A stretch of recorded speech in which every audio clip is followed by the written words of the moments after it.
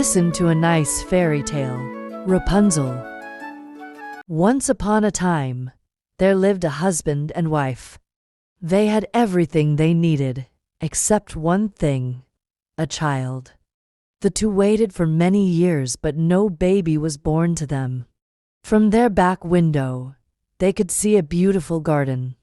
It was full of lovely flowers and fine vegetables. However, a high wall surrounded the garden. The house belonged to a witch who was feared by all. One day, the wife stood at the window and saw some fresh, green lettuce. It was so tempting. The more she looked at it, the more she longed to eat some. Soon, she wanted to eat nothing else.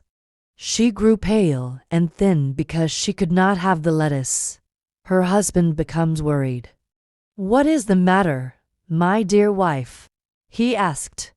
"If I cannot eat some of that lettuce, I shall surely die," she said, pointing at the fresh, green lettuce in the witch's garden.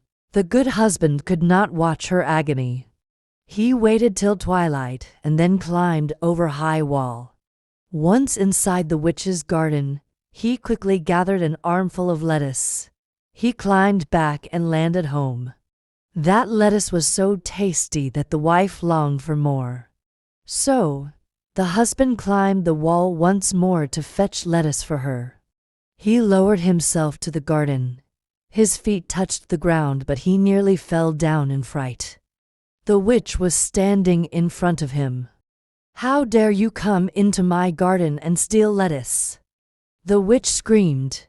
"It is for my wife," the poor man replied.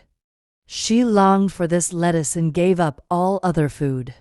If I did not steal these, she would have died of hunger." Strange enough, upon hearing this, the witch took pity on him. "If this is true, you may take as much lettuce as you wish, but you must promise me something. When your wife has a child, you must give the child to me. I will look after the child like a mother." The man was so frightened that he agreed and climbed back with an armful of lettuce.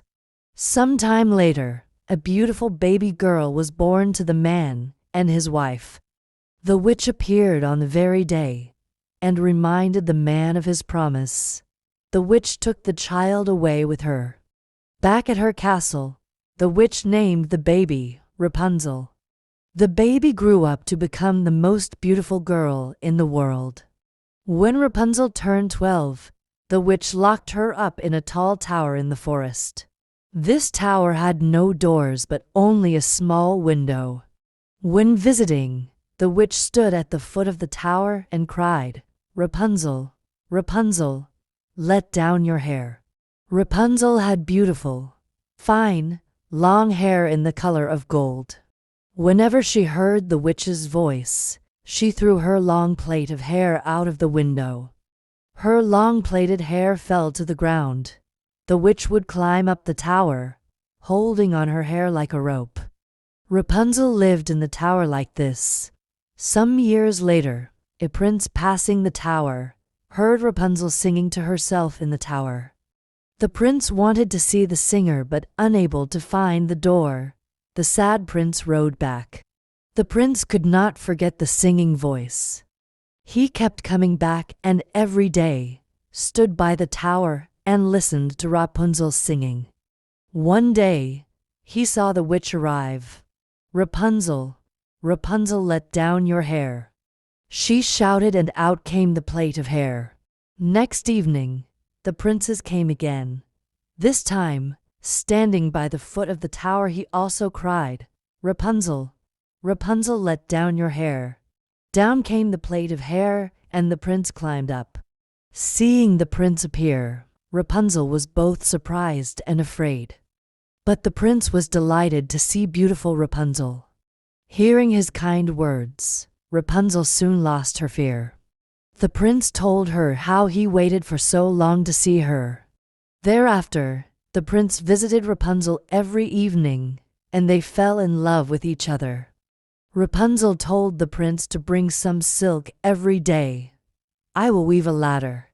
When it is long enough, I too can come down and you can take me to your kingdom, she said.